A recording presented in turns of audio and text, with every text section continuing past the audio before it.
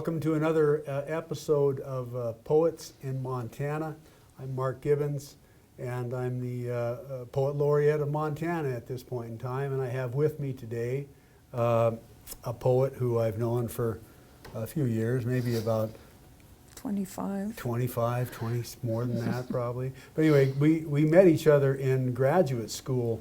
Melissa Quasney is the former Poet Laureate of Montana. So she is I'm succeeding her, and Mandy Smoker. Her and Mandy served together as Poet Laureates for the last 2 years during the pandemic.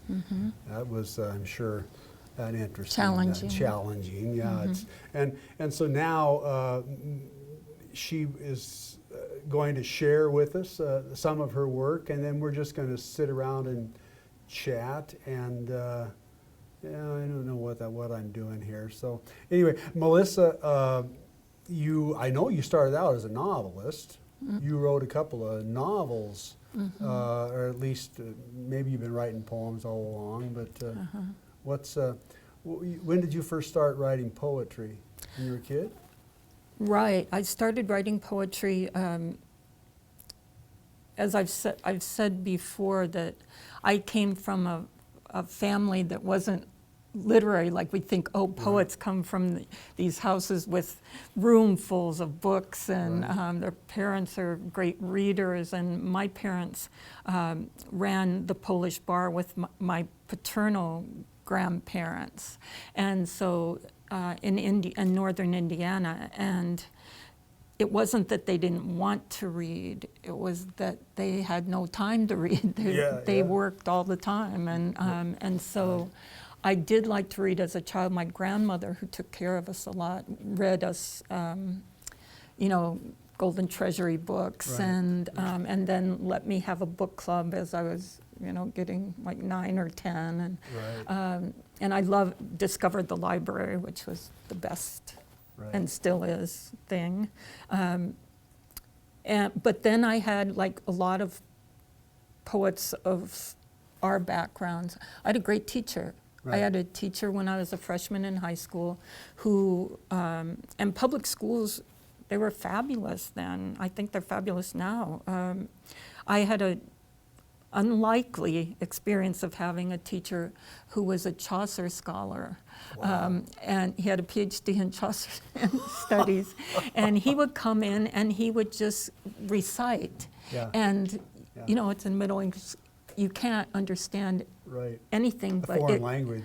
It was a foreign language, but it cast this spell in the room that just having someone recite something from memory, but something with music like that, with repetition and music. And I thought it was magic speech. And I was hooked. I just thought I've never experienced anything like this. And he had us write. And so I wrote my really horrible poems, but I remembered them. I still remember some. And were they sort of Chaucer? Deep. They were deep. I was a teenager, so of course they were. And so I secretly kept writing. I didn't show anyone except my teacher the poems, but then I kept notebooks. And then, but I didn't think anybody could be a poet.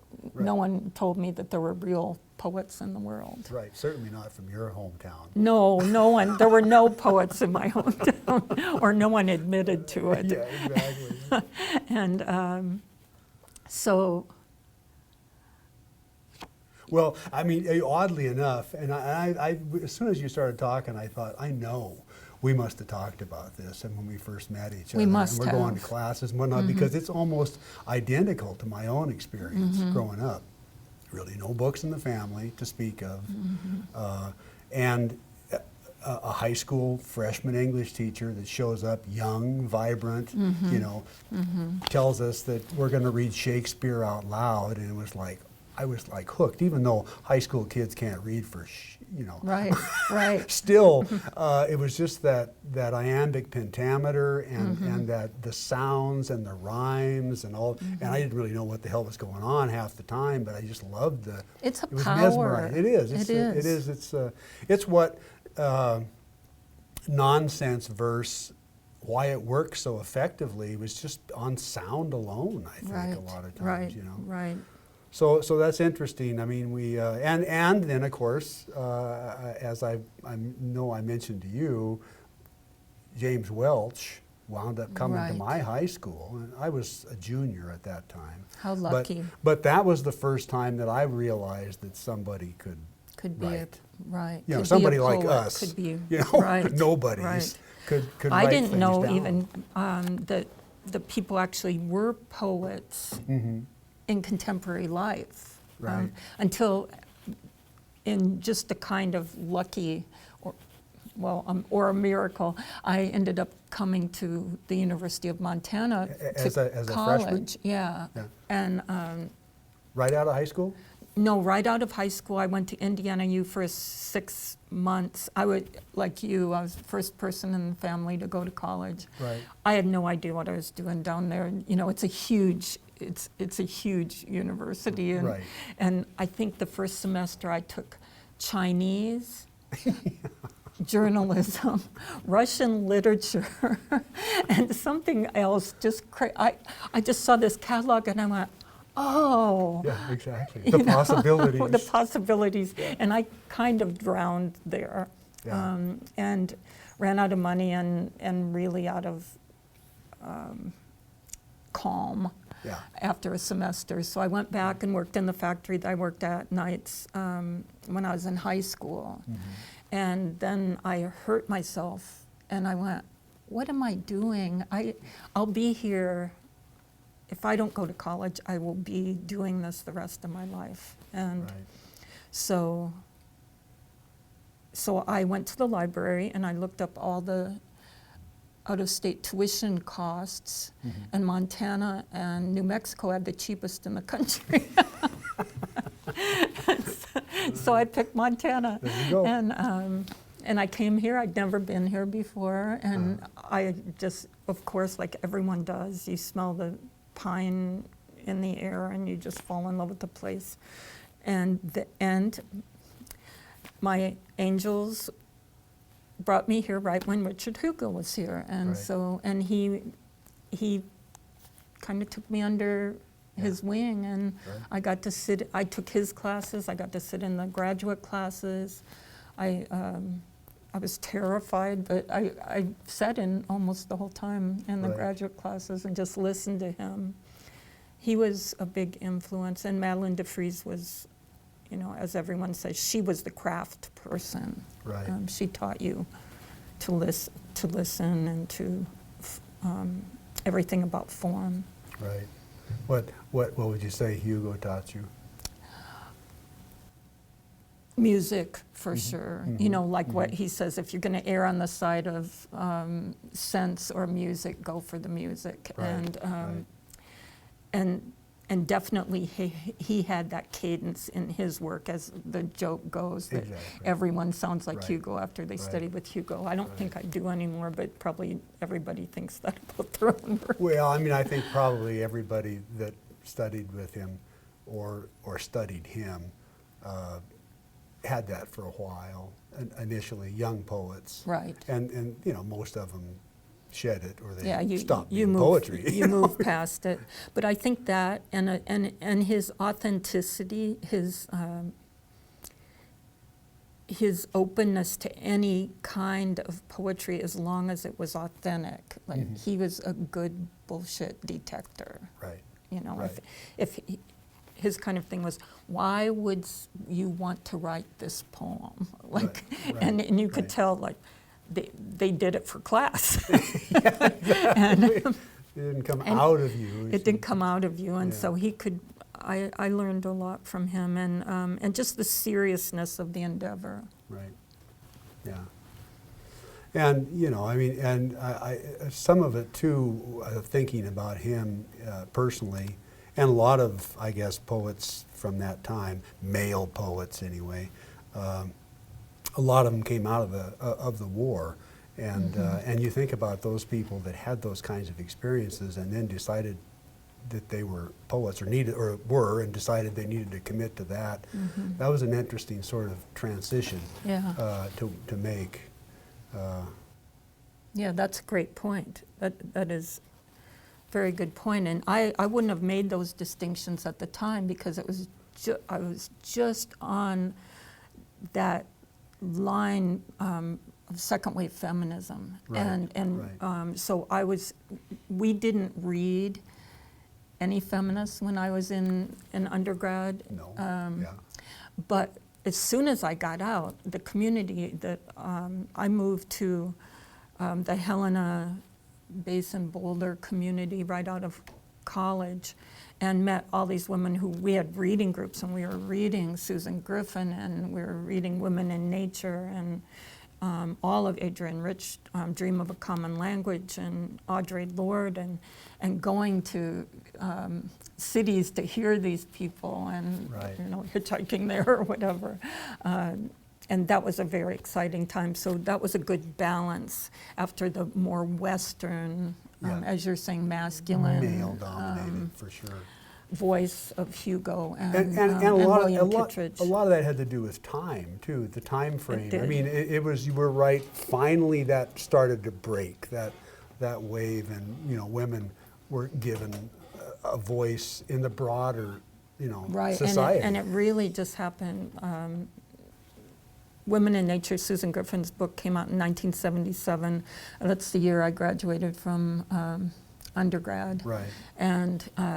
And everything, as Mira Rukeyser said, the world split open. If a woman would tell the truth about her life, the world would split open. And it really felt like that was happening right then. Right. It was an exciting time for poetry. Yeah.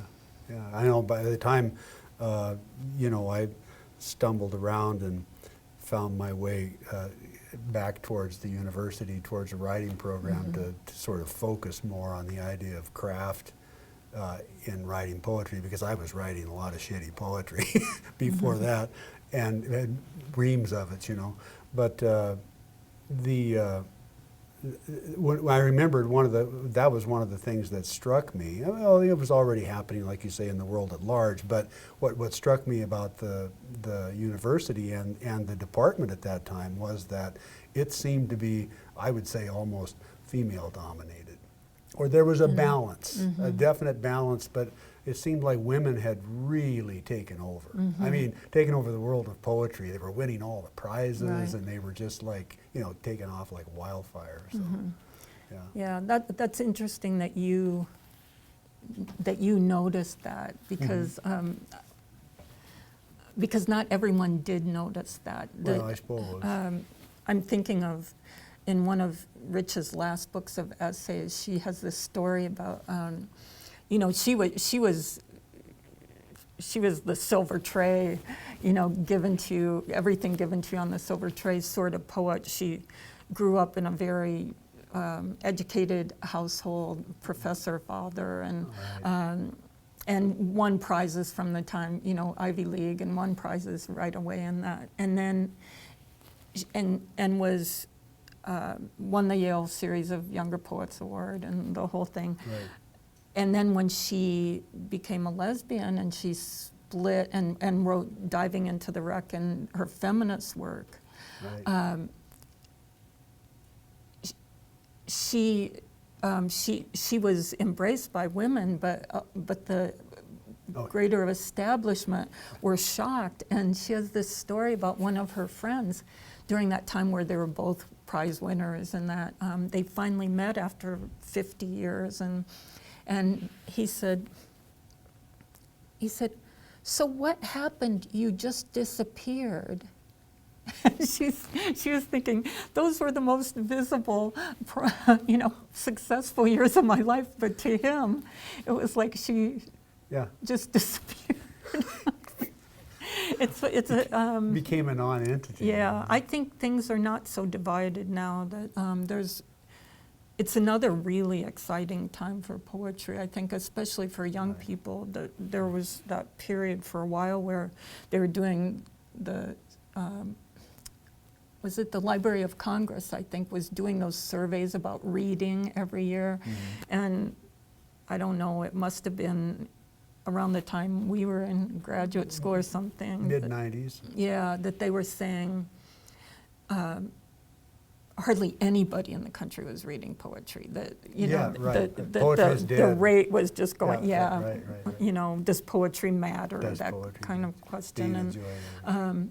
but now it's going up, and it's going up because young people are reading. More young people are reading poetry, and young people of color are reading poetry And writing- buying and writing it poetry. and writing it. Right, Yeah. exactly. And the world is opening up, is cracking open for all kinds of people that Right. it wasn't available. The whole gender fluidity thing and the Right. idea of this black and white because we are so dichotomous in We every love way. binaries. Exactly. It's got to be one my way or the Yeah. highway. Yeah. Yeah. So, well, anyway, we could bullshit we like could talk- this for about we 3-4 could. hours, maybe Yeah. 2 days. Yeah. Why don't you read us a poem? Okay. Or something. What do you want Okay. to start with? Let me see. I thought I'd read I'll read this one. This is a shorter one. These are new poems. This is going to be, and I have a new book, yay, Yay. coming out, but as the pipelines get longer and longer, it's not coming out to 2024. It's called The Cloud Path, because in the sort of connotation of a cloud path is a temporal path, Right. and also a temporary path. So I'm thinking about losing people, things dissipating, that all of our lives kind of are a cloud path. Yeah, unfortunately. But this one is a poem I wrote during the first part of the pandemic. And the backstory is, it was winter, it was probably February, on a regular February, not like these melty Februaries. Right. And my partner wanted me to help her move this big pane of stained glass. She had made this window of stained glass across town in the little town I live in, Basin, Yeah. and in order to put it in this other building. And so she was on one side and I was on the other. And Walking it? walking it on ice. Oh, right? yeah, nice. Yeah. And so, but you're looking at glass, so it's really disorienting, right? Right. And it wasn't until so I went, I have to write a poem about that, just that experience of how disorienting that was. And I didn't really know it was a metaphor until I finished the poem. So All right. anyway, I know that's loading a lot on this reading, but the week of moving glass. Did we breathe as we did it, focusing on our feet and the ice that sometimes softened into mud? Old, we felt the strain, our waist twisting in odd pain in order to face each other and still walk. So many dangers we didn't speak of, though we each had our list. A slip, a corner hitting, a door jam. But worse was getting lost in the view. Sky underfoot is what it felt like, a tilting as if I were in a plane, clouds and blue in a panic at being captured. If the piece were round, it would have been more difficult. We slid our fingertips beneath an edge, then edged them in until we palmed it at its waist, like one might do for an ill person trying to stand. I wonder how many rocks I will throw in the river for each of my dead a year from now. Ground glass, they say, settling in the lungs. Glass in its plural form, what we drink from or where to see. Mirror or window, what we use to see outside the self. I am already dreaming about ways it could cause harm, to shatter, to sliver, to sever, a sibilance that makes me clench my teeth. We close our eyes, try to still ourselves, balance on our rope, extra arms poling as if they were wings, hoping we meet no cars, encounter no wind, only grace in retrospect after we lower it to the floor. Stained glass in which the color of everything is now absorbed, suspended, an act of death-defying. Nice.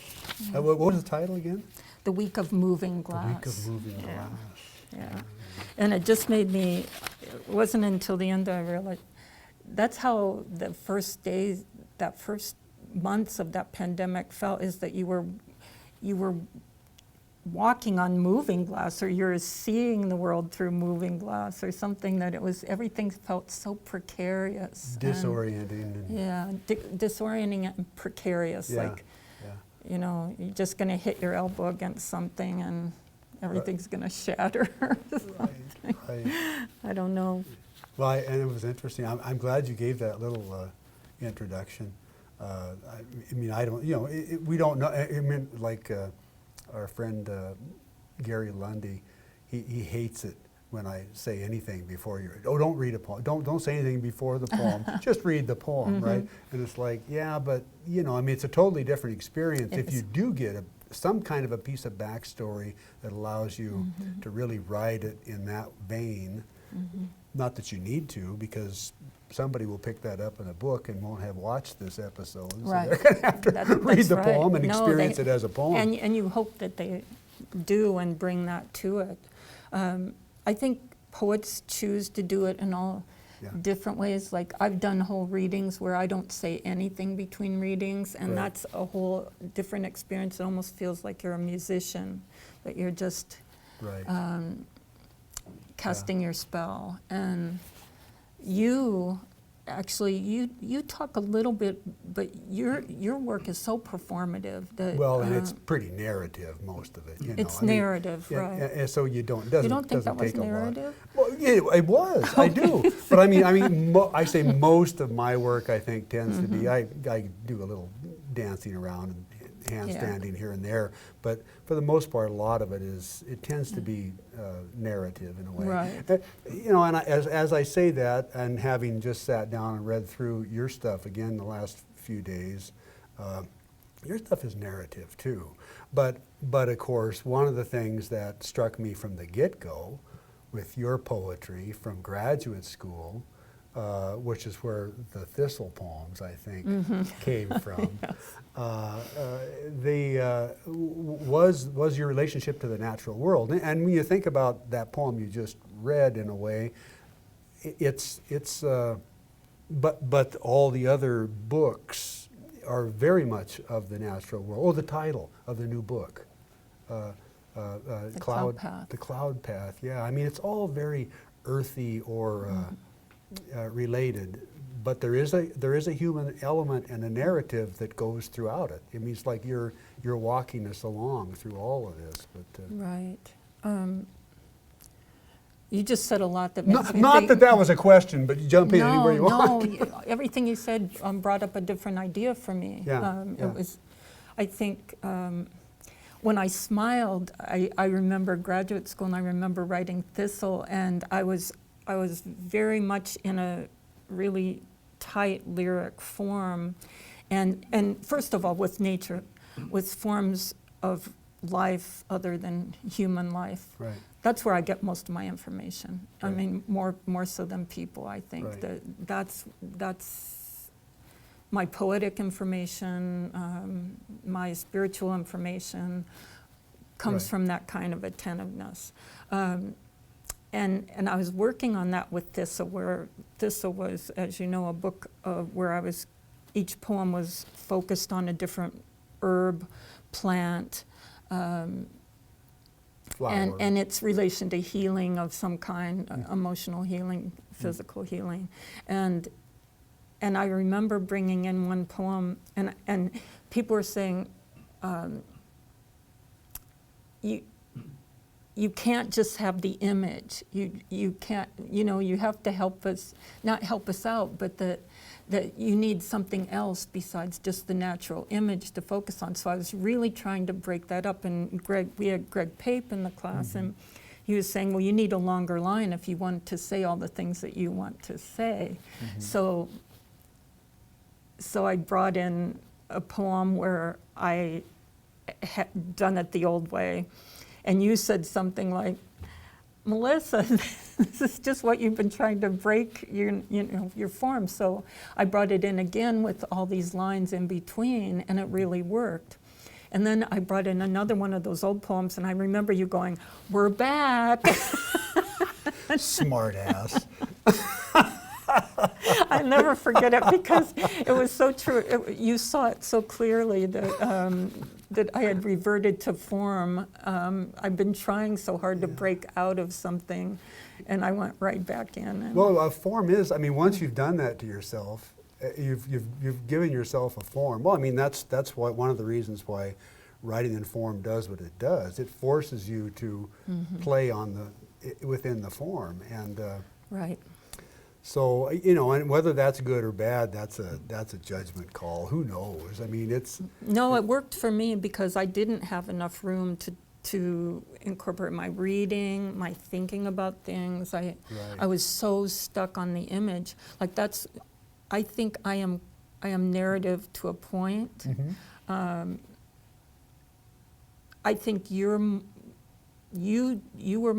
tell more stories in your work, and I'm more focused on the image. I think that's a big difference between, right. Or even though you use images, really well, and you use, your poems are packed with vivid images, but I kind of like that sort of, your images almost take over the narrative.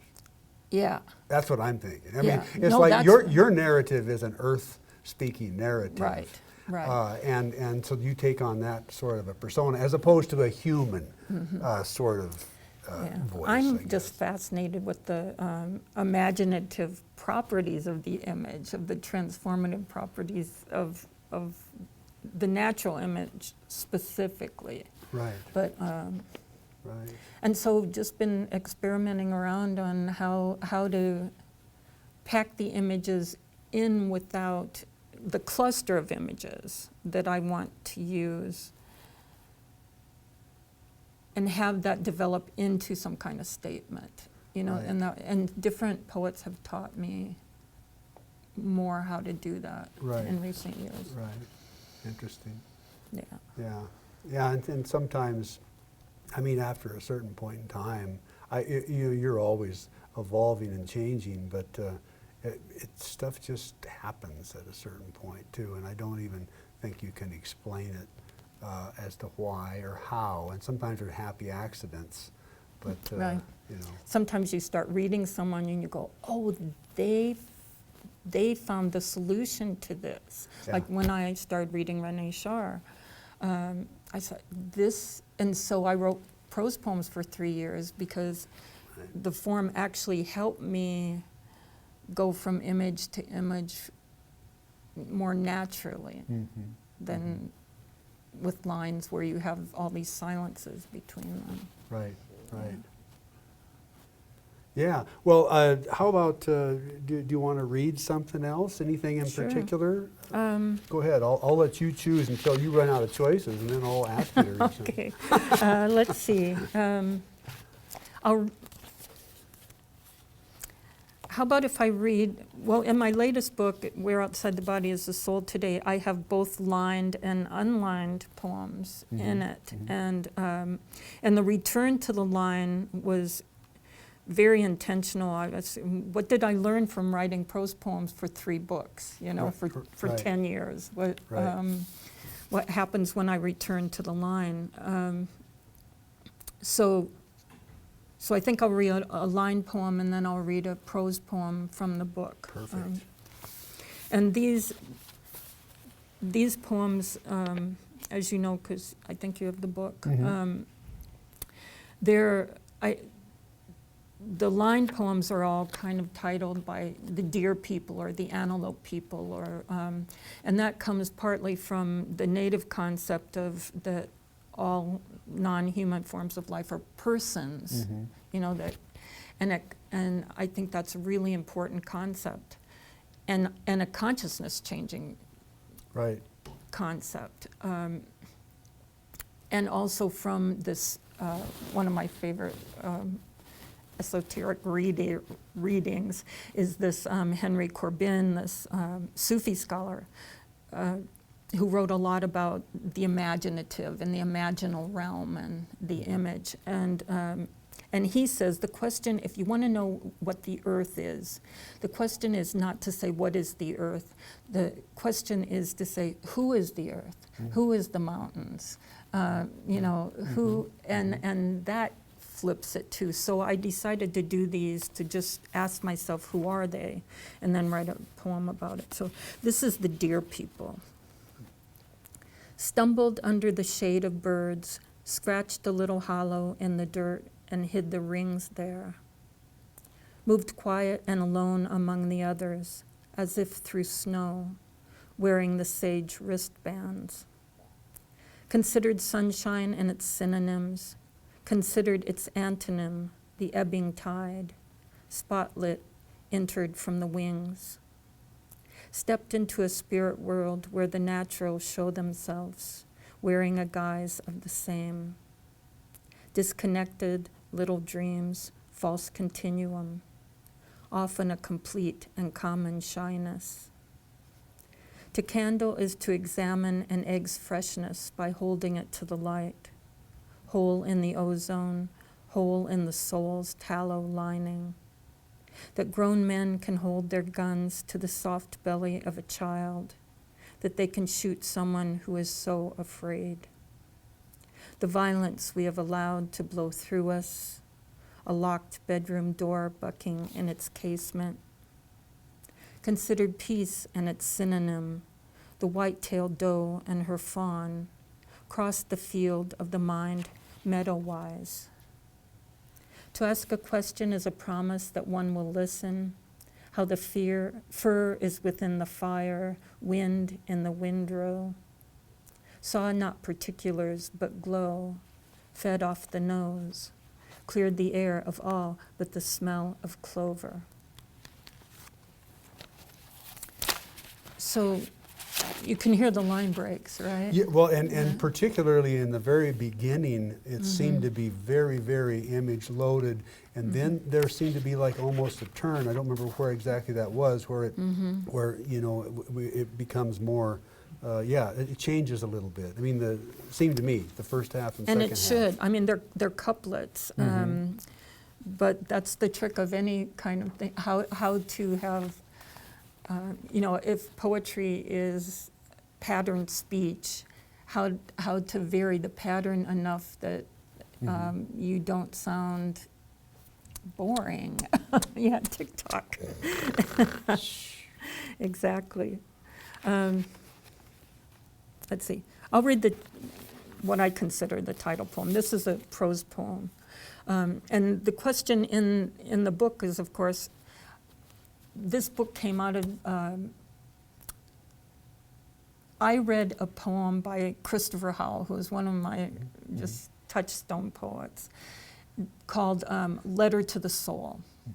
And then in another book he had a poem called Another Letter to the Soul. And I thought that was so audacious, and to write a letter to the soul. And I went, I want to write a letter to the soul. And I went, what's the soul? And what would I ask? Like, do I have questions of the soul? Or, what would you say? In your letter. Yeah. What am I here for? And so I started reading about the soul and reading, Plato, of course, but things that people say about the soul. And the more I investigated it, the more I saw it outside myself, which is interesting. Like if I really saw soul, I'd see it in someone else, or I'd see it in a deer, or I'd see it in a tree or something. So anyway, here's the prose poem. It's toward the end of the book. They're all just called Letters to the Soul. Where in the body is the soul today? Anatomy, not astronomy. Look this morning at the deer sleeping on its side in a pile of leaves. Put yourself there under the stars, protected really from nothing, having to trust the air, or gray solitaire on the bare branch of the extreme cold, where outside the body is the soul today. It will seem as if it is happening all around you, as if the sun had moved into a new phase. Pale, breathless, a bottomless blue, a sentimental crochet of clouds at the edgework. The woman who made her friends promise not to parade her in public after she lost her mind found such joy in the choir that they were torn, which is a feeling you have forgotten. Hope, one might say, the tilting that is change on the axis. If there is someone in the wind, there is someone in the mountain. If the soul is back there in the child that was harmed, it is also in the older girl who takes her hand, leading her through the burning trees, which breathe out emeralds. Nice. That's, you know, that, I would never have guessed that that was a prose poem if you hadn't have told me beforehand. Uh-huh.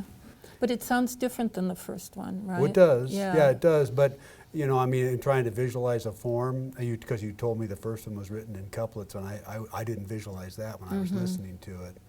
I actually, when I was listening to it, the first poem, I was visualizing kind of shorter lines in the beginning of the poem, because it was more image driven for me. And then later when it started to open up and sort of become sentences or more of a narrative telling of sorts, then I envisioned longer lines. But that's the way I saw it in my head. Well, but now this one, you told me was a prose poem, but the way that you pause on the punctuation points. On the end stop. They're Yeah. just, it's a wonderful poem. Yeah. It would be all lined in my mind, listening to you read it. Yeah, and it wouldn't work lined because the sound would be very different, because you'd break it at least half as many times. At Because least of the length of the because of lines. the length of the line, so you'd be breaking it at least that much. So you'd have a lot more space in there, which wouldn't allow that kind of flow from one idea to the other. Like, that's a big jump when I go to the woman who lost her mind. But I can do it if I broke it. Right. If I had a line break there, I couldn't do it. This is all formal things that we Yeah, poets love to talk Yeah, about. and maybe we're boring the hell out of people, but if there wasn't a program on poetry, maybe not. But your ear is correct. In this one, it starts out where it is in long-lined couplets, but there's lots of caesures. There's short phrases in the beginning, and then when it gets to the violence, it starts going into sentences that cross over the line break, and and that's what happens. Yeah. And, you know, and another reason for why I think this is important is because, you know, poetry is meant to be heard out loud. I mean, it's meant to be read on the page. Obviously, it's in books, and that's how we have access to it after all the poets are dead and gone. But to hear it out loud is a whole other experience. Yeah, it's what changed our lives. And, exactly, and to hear it out of the mouth of the poet reading their own work is just that much better, you know. By the way, congratulations On being the Poet Laureate. yeah, thanks. Congratulations. I hope that you're going to be able to get out, because people should hear you. You know, speaking of being able to hear it, you're such a good reader of poetry, and I just think people in Montana need to hear it, that this is not what they think of as poetry, right? Right. Like, there, you know, people in these rural areas that you might go to, it's something in a book, it's something, you know, it's Tennyson, or it's, Right. you know, somebody that's been dead a couple hundred years, and Right. and that they read quietly in a corner, and like, you changed that whole dynamic, and that's why it's good. Yeah, I mean, I think mainly a lot of what I contribute is, it's obviously contemporary for me in my lifespan, and it's very colloquial of sorts, right? Yeah, it's I mean, colloquial, and it's the common folk. It's yeah. Yeah. It's not it's not secluded in some kind of, as they used to say, the Ivy Tower or something like that. It comes to people. But also I think you've spent many, many years honing the performance of it. And so that delights people. Yeah. And plus it's sometimes Well, funny. People love it when they can laugh at a poem. Well, Williams, right, was one of his lines was, if it ain't a pleasure, it ain't a poem. Right. And poetry should be entertaining. I mean, that's another reason why we're doing this. I think it is an entertainment. People do want to hear it. That's right. Read. So we'll thank you. Yeah, I think it's exciting. I think you're going to... I hope to have fun in the next year, because I think now, with the whole shift in the declining numbers, barring the plague doesn't return and descend upon us again with some other new wave of pestilence, I should be able to get out and about a lot more here in the next year or so, which you guys really weren't able to do, which is... It was funny. We were named, I think, the end of September. Is that when you were? End of August maybe, something like that. Something like that. And we did, I think we did 2 events. In the fall.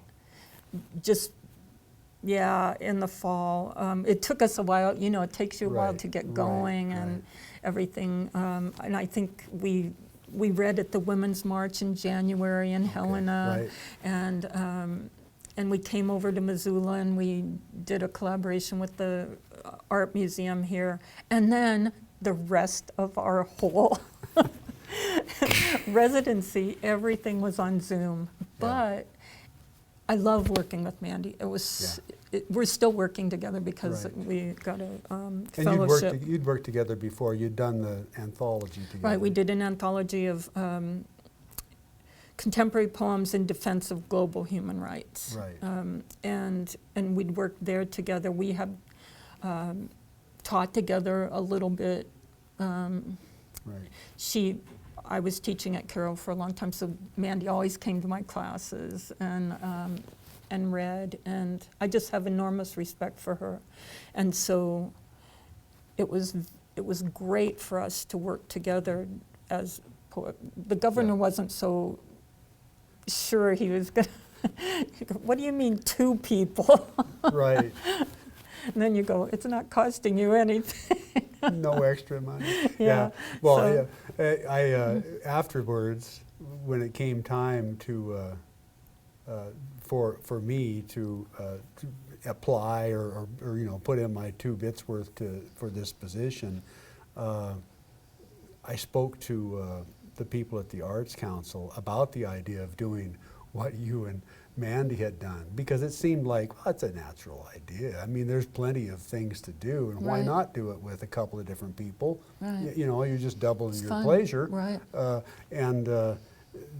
And she said, well, they did that together. They applied together and went through the whole process. And you can't do that now because separate entities. And I said, oh, whatever. We did do it. I think, we did it for a lot of reasons. One, that we wanted to model collaboration. Right. And as you work hard to push against that idea of the winner or something like that. You do that in your life too, and we wanted to do that, but we mostly wanted to collaborate. And also, Mandy's a Cinnabon, I'm a lesbian. We thought, we're going to go into a lot of places, this before the pandemic, we're going to go into a lot of places where people think they have never met anyone like either one of us. Right. And so we had each other's back. We were thinking that way. But in the end, we haven't done that many in person, but people have been lovely and actually encouraged by that. Sure. And so it's time. It's time. The perfect time. And also, but we did a lot of recordings, we did lots of keynotes, and we did a movie with Humanities Montana about water, where we used all the native names for for water and Right. collaborated with the Big Sky Film Institute. So, Yeah. yeah, and we're Yeah, still that was- working together, so. That was a beautiful thing. Yeah, yeah, it was good. Well, I thought I had something else on my feeble mind, and it disappeared. So why don't you read us a poem and of some kind, and unless you have something you wanted to say to me. I was, Okay. Did you want me to read that? would you? Yeah. Yes. This is a poem from my first book that you just asked me to read when I came here, and I haven't read from this first book that came out in Your way. 2000, I think. Yeah, 2000. I saw that and was like, well, that was just right after you got out of. Well, see, because I got out of there in '98, and you continued to pursue a master's in literature, right? Mhm. Yeah. Yeah. And it says, to Mark, keep your good words coming, your friend.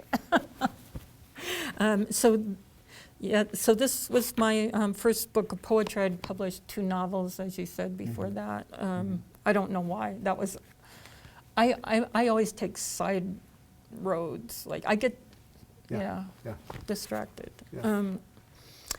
So this, in the middle of it, is this long poem that is adapted from Ovid's Metamorphosis, and it's a story about, I'm probably going to butcher the name of Erysichthon, who the story goes that he was kind of a logger, Yeah, of sorts. went into the sacred grove of Demeter's sacred grove and decided he was going to cut the trees down, and all the wood nymphs are going, no, don't cut, don't ruin this, and he does it anyway, and she is traumatized and decides to put a curse on him that that he will be ravenous, that he'll be so hungry that he will never be satiated. And so he starts eating everything, and he eats everything in his house, and pretty soon he has to, start selling everything, and then he has to sell the house, and then all he has is his daughter left, and then he sells his daughter, and it's, Yeah, and he right. just never, and it was such a good metaphor at the time to me of capitalism, and Still works today. still works today. So I'll just read this. It is a long poem, but I'll say the It's worth the trip. numbers. Okay. Erysichthon. He burned no incense alone or in company. The scents were nothing to him. Pine or sandalwood, suspended above our country after each rain, as basil is suspended in a good red soup. The time is past, he said, for tribal fantasies, for wood nymphs, spirits, the 4 directions, gods of the Hindi or the Senegalese. Everything on this earth, he said, was put here for man. The fish of the seas, the fowl of air, and especially every tree, in which is the fruit of the tree, here for me to subdue it. Cedar of Lebanon, cedar of the Great Lakes, Ojibwe, laurel, Celtic oak, and fig, biblical fig, Mexican fig, the olive in her oil, which won Athene her city, cottonwood for the Sundance, lodgepole for the lodge. And so he entered the sacred grove, and in the middle was a tree which we revered. Our hearts were tied to it, each by a firm thread, the leaves veined and littering the sky like our transparent prayers did. Giant sequoia, blue gum eucalyptus, palm of Delos, ebony for the bowls, grove of mangrove, teak and sour cherry, 5-fingered maple, syrup maple for dead souls. He didn't care what we said. He had a job to do, and no one was going to stop him. He found the trunk, swung the axe, and those who spoke out were struck with it. Oak of our oracle, cedar of our gallows, crow fright of the field cross, cross of New Testament, walls of the home, and leaves of the book, funereal shade inside the wooden flute. The tree went down in the forest, taking much of the forest with it. 2, this is the curse of the Hamadryad, the wood nymphs. True, it was a low voice, so low we didn't at first know she was there, could almost be convinced she wasn't. Hers was the first curse, laid like a first brick. The bricks are ours now. From the moment the tree fell, the brick walls grow taller. Pig-haired and mud-heavy, the walnut's wooden skin, and inside the haft butterfly of revenge. These are what prayers descend. Those of us who love the tree go in mourning, dressed darkly and singing darkly, restless in parks, pacing the evangelical spread of the paved cities. How easily we are disturbed, like leaves in a breeze, but breeze is a summer word in these uncommon seasons. Trained to hear her voice as birds which leave the branch, only when walking do words now come. Punish him, she said. 3, the earth hears and nods agreement. And the red rye, the wheat, the flame-threaded corn, pale cabbages, the darkening spinach and kale nodded with her. Easy to miss if you weren't watching for it. 4, famine. They say it has a body which it wrapped around him, pale as grape meat, translucent like the fat sucked off the bone. They say it has a land between the Black Sea and the Caspian, that it was Caucasian and had an original home. But this is putting a face where there is none. Anyone who has seen the scar like a rope on the throat, the toothless in bars, the one who paints herself white in madness, knows famine walks past them, offering nothing. Because earth, who can never meet with famine, made a pact with famine. As emptiness fills a cup, so she began her neglect. 5, the story. We have watched for years how nothing satisfies him, his house and larder emptying, his sources depleted, how he went on to deplete those of others. Something sweet, rich and cool as summer clouds must be to fields, something mean, dazzling as sugar. Enough to feed a city, an army, a nation, was not enough to quell his hunger.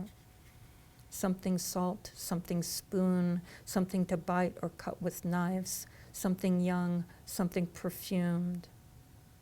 He tried to ignore it, distracting himself with expensive entertainments, began to collect art, dark boys, and antiques, until there was nothing left to do but sell. He didn't need to ask her. His daughter saw it coming. 6, the daughter. When he sold her to the rich man, she turned into a fisherman and pointed downstream. When he sold her to the farmer, she turned into a cow and wandered off, leading the others. When he sold her to the merchant, she turned into a cup he charged a witch for breaking. When he sold her to a poor man for half her worth and the promise of eggs weekly, she proved so useless, even he brought her back. When he sold her to a scholar, she turned into a poet.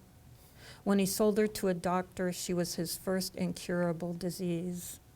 When he sold her to a deaf man, she turned instantly canary, which he traded to a singer for a set of flags to hang. She turned clumsy as chalk and as muted. The daughter, though faithful, was no longer able to be sold. 7, on and on it went. When there was nothing left, no serpents, no leaders with all their strength in one finger, no rivers or enemies of rivers, no flames, no stones, no change inside the story, no trading, no selling, only his own body, which he sees now with a vengeance he fed on his shrinking self. It all started with the tree. One absence led to another. One absence led to another. Yeah. I haven't read that poem Isn't that terrific? Did you like it? Yeah, Oh, I did. I love it. I remember when I read it, when I wrote it, I didn't know where it came from. Yeah. The language just Right. I was going, that isn't even my language. And I stayed to the parameters of the myth, but the myth isn't, it's only It's not like that a, specific. yeah, Right. and Ovid, it's probably like 2 paragraphs, so Right, it's so not you that. get to make it all up. Yeah, I get to make it all up. Thank you, that's fun to read. Yeah, that was great. Thank you for reading it. Yeah. We're probably don't have a whole lot of time Mm-hmm. left. Anything else that you want to impart off the top of your head, or? I think I want to say something about the Poet Laureate position, because we're both, and this is your project now, is that that most poets, it's an interesting thing because most poets are introverts. Yeah. And this is a very public, it's a civic position, it's a very public position. And despite, that I don't want to do it for a really long time because of that, I think it's good for all of us. Like, I appreciate all the people that came before and did it in all their different ways. And I think it was good for me because it made me feel like, it made me embrace that idea that poetry is important. As a teacher, I do it, but that it's important for everybody, and that who else but a poet is going to bring that information to the public. True. And I never, one of the things that I never anticipated, I guess, about the whole idea, I mean, even though people would tell you this, until it happens, you don't really understand that people will actually reach out to you. Right. And say these kinds of things, that poetry does matter, and that this is important, and they want to hear more about it. And we've lived here all of our lives. You're holed up over in Jefferson, and I've been living here doing just working in the schools with kids, where you can do poetry in a way, but you're just teaching poems with kids, as opposed to adults, where I've downplayed the idea of being a poet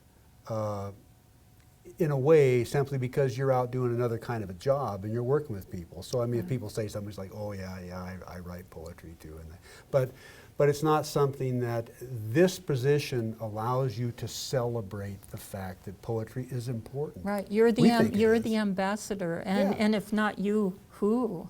Yeah. So yeah, it gives you a kind of imprimatur to be a poet, and because you're representing not just your own poetry and your own self. Throw open the closet door. Step out. It's poetry and the spirit of poetry, not just your own, and so that gives you. Yeah. And a chance to bring other people in, right? Other poets, and I think that's huge. And that's one thing I think you have in common with me about this community in Montana is we have a lot of great writers, and we all know each other, and pretty much everybody likes each other. I mean, I know people all over, you do too, all over. Right. We have Lois Red Oak over, way over in Fort Peck, and Tammy's in Billings, and Dave Casario, and there's... Dave is coming here next month, and I Zoomed with Tammy. Mandy and I are going to Zoom next month, hopefully. And so anyway, it is. There's everybody here. Oh, there's just a ton of people here. I was kind of warned that you can't do everybody in Missoula forever. It's like, okay. Yeah, you could. Yeah, exactly, you could. Well, anyway, I think we're out of time. Okay. It's been a pleasure, of course. Thank you. I'm so glad that you agreed to do this. So, Melissa Quasney, thanks for joining us. Tune in next week and you'll hear another poet. Thanks.